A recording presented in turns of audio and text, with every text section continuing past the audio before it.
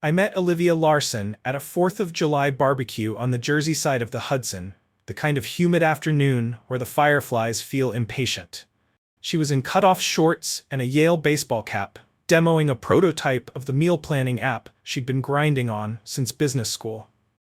I was the guy stuck behind the grill wearing a novelty apron that said, "License to Grill," flipping burgers while my college buddy Brad tried to distract me with predictions about the Jets' next lost season.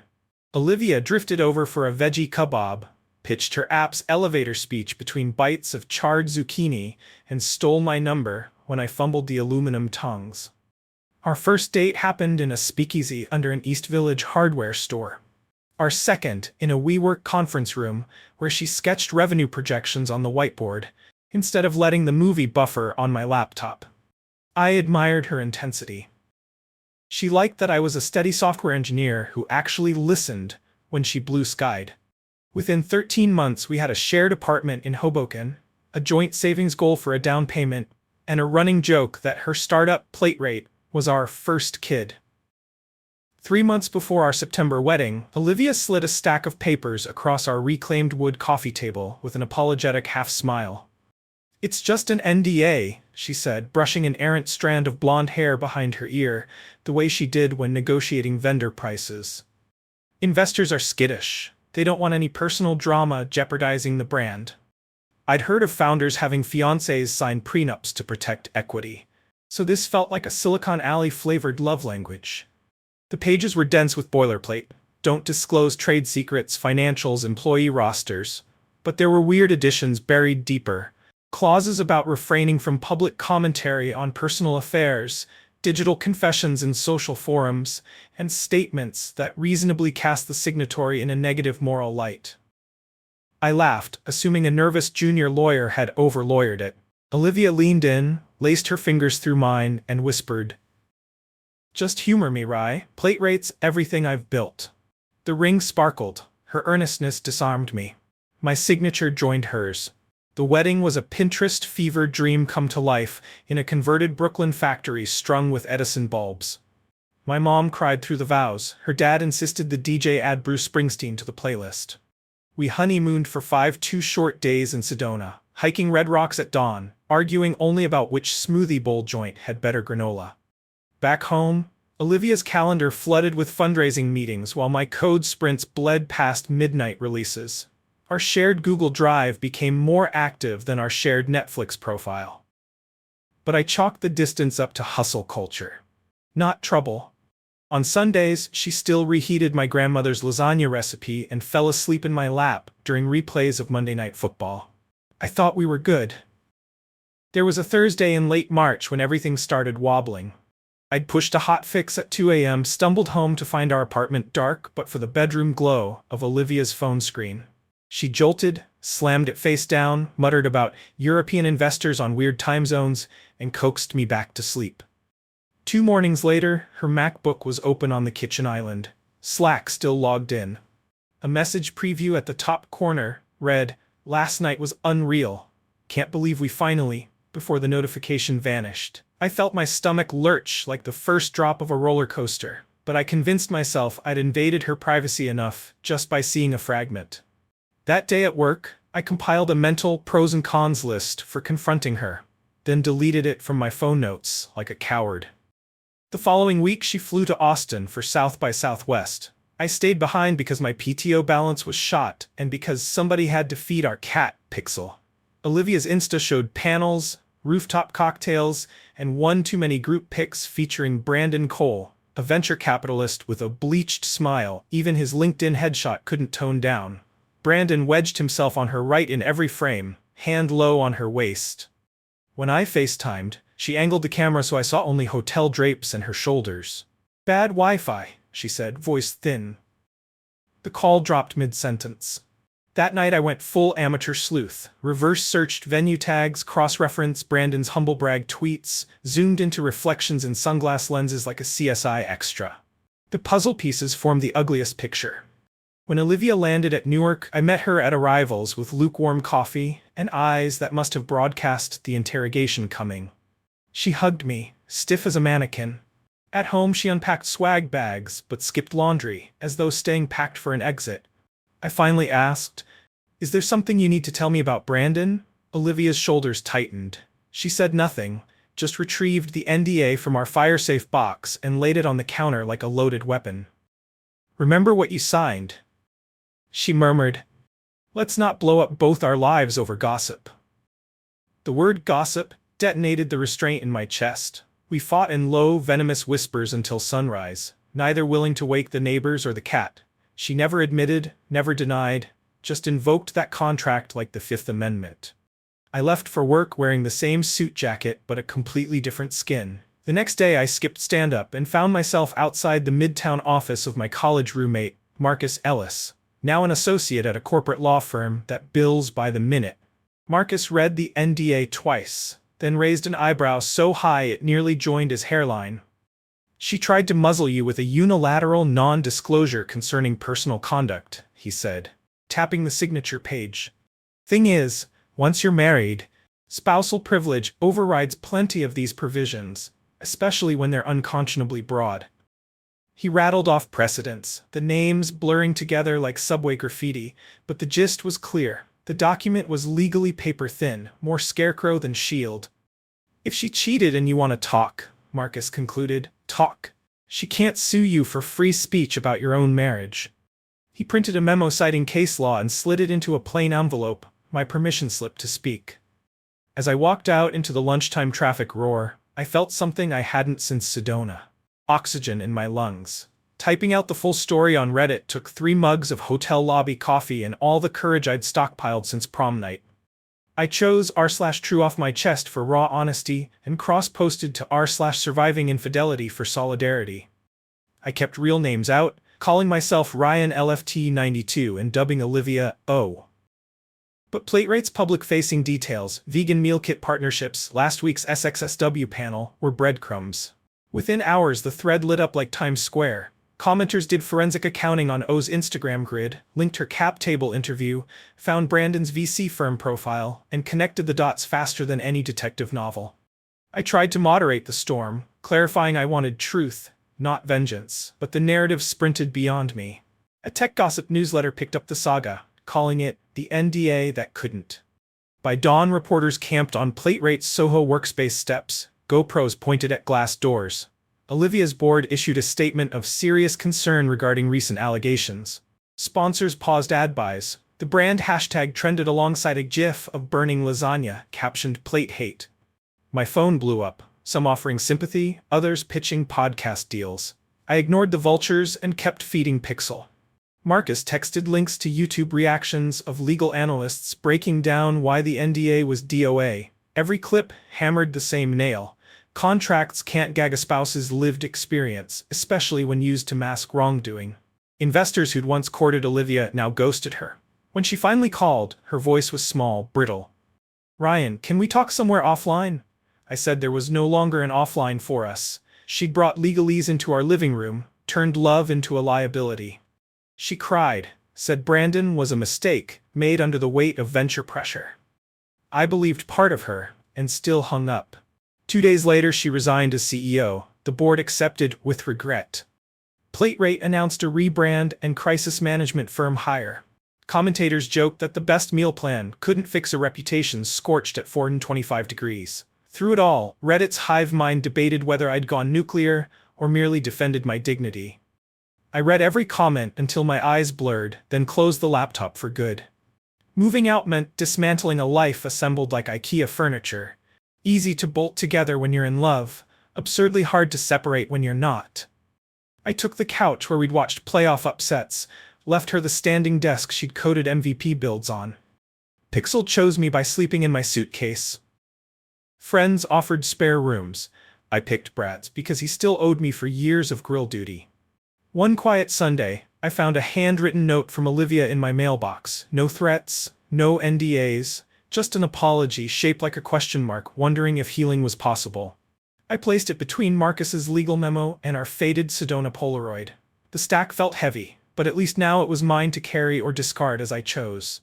Months later, I'm still learning how betrayal reframes a memory, how a speakeasy kiss can echo with future silence, How even the best lasagna recipe tastes different when trust burns on the top layer. Reddit moves on to fresh scandals. Plate rate limps under a new name. Brandon tweets about resilience culture. I walk Pixel along the Hoboken waterfront, watch the skyline shimmer, and remind myself that signing away your voice is the one clause no marriage license should ever endorse. The river keeps flowing past old factories and new condos, proof that tides turn and contracts, like hearts, can rip, but pages can also be turned. 2 weeks after I folded the last of my t-shirts into Brad's guest room dresser, the subpoena arrived. Cream cardstock emblazoned with the plate rate logo, but this time I wasn't the target. Olivia's counsel wanted me as a witness in the board's internal probe, the kind of sanitized inquisition meant to reassure skittish investors. Marcus advised attending. Transparency, he said, was now my superpower. So on a drizzly Tuesday I walked into a midtown conference suite lined with cold seltzer cans and colder expressions.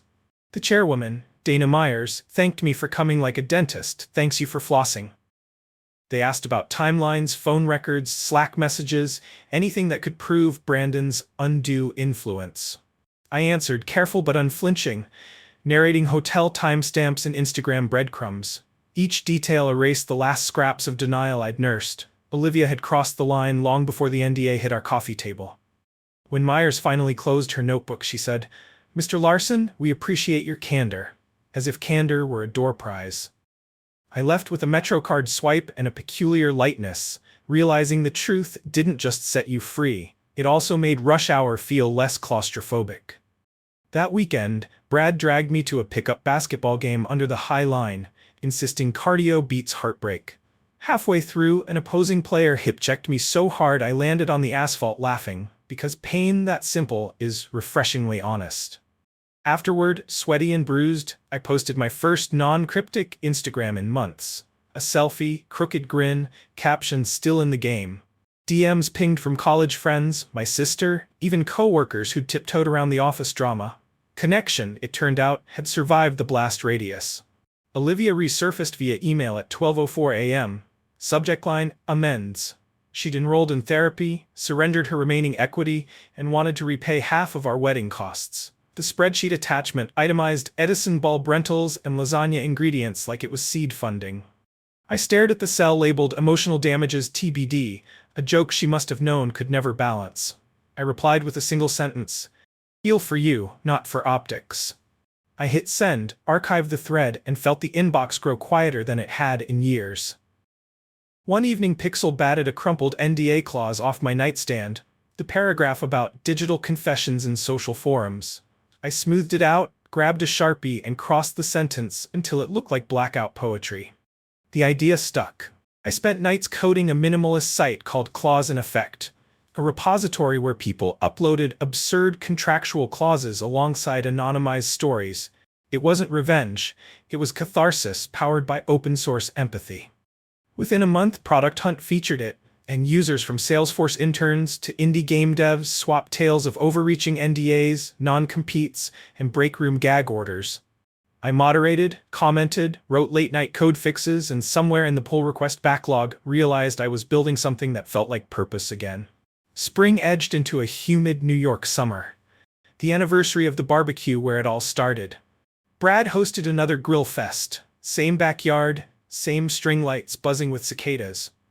Between flip turns of veggie kebabs, I caught myself telling a new acquaintance, Madison, a UX designer with an easy laugh, about the Clause in Effect roadmap. I mentioned the NDA saga only as origin story, not open wound. She listened, nodded, then teased. "So you turned heartbreak into a feature request?" I laughed harder than I had in months, because yes, I guess I had. Later, walking her to the PATH station, Madison looked at pixel photos on my phone and asked if I ever worried Olivia might circle back once the dust settled. I shrugged. Contracts end, choices echo. I'm responsible only for mine now. A downtown train roared. She hugged me goodnight, and for the first time the skyline lights felt like invitation instead of postmortem. Plate Rate's rebrand launched in August under the name Fresh Gauge, bannered by generic stock art and a conspicuous lack of founder story. Industry blogs called it a pivot by omission. I watched the splash video once, then clicked away. Marcus texted me the next morning, Their valuation dropped 60%. Turns out integrity price is higher than kale. I replied with a gif of a grill flare-up. Nights when insomnia prowled, I'd reread the Reddit thread. Not the vitriol or armchair lawyering, but the comments from strangers who said my honesty gave them courage to push back against hush contracts at work, to call out micro-cheats in relationships, to refuse silence as the cost of peace. Those lines mattered more than any settlement figure. They reminded me that voice, like code or lasagna, gains flavor when shared, not siloed. The story isn't wrapped with a sitcom bow. Olivia and I still exchange occasional awkward tax season emails. I haven't burned the wedding album, but I don't frame it either. Pixel sprawls across the pictures whenever I take the box down, as if guarding the past from revision. Some nights Madison and I cook together, her UX instincts yielding perfectly portioned spice racks. And when I grate cheese over bubbling sauce, I no longer taste ash. I taste possibility, and that's enough to keep turning the page. I didn't expect the email from TechEthicsCon, but there it was on a gray October morning. Subject line, Keynote Invitation, The Human Cost of Silence Clauses. They'd read about clause and effect, loved the grassroots angle, wanted a 20-minute talk in San Francisco the week before Thanksgiving. My first instinct was to forward it to Marcus with a panicked, public speaking equals nope. Yet something in me, call it stubborn evolution, clicked reply and typed yes before fear could bargain. Preparation turned our apartment into a cardboard city of cue cards. Madison peppered me with mock audience questions while Pixel judged from a windowsill throne. The night before the flight, she pressed a battered flash drive into my palm. "It's your deck," she said.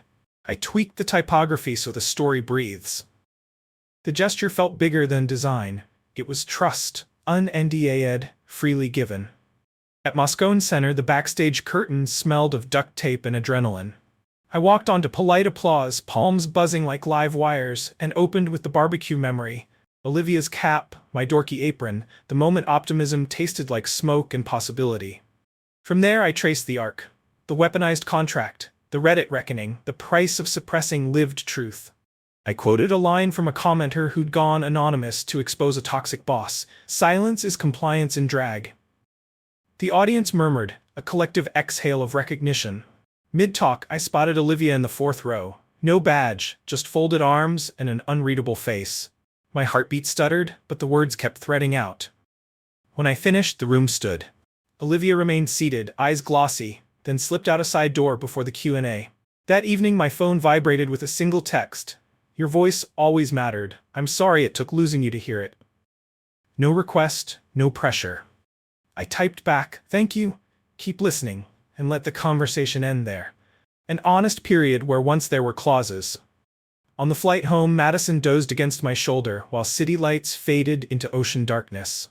I opened the deck file again, scrolling past slides until I reached the last one she'd secretly added. A minimalist illustration of a broken pen mended with gold lacquer, kintsugi style. Beneath it, small sans serif letters read, "Stories crack, voices mend."